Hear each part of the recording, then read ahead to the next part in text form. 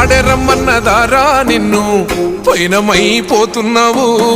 పాపకారి లోకంలోన పచ్చిలాగా కూలినావు కాటి పిలిసేనారా నిన్ను కదలకుండా పడి ఉన్నావు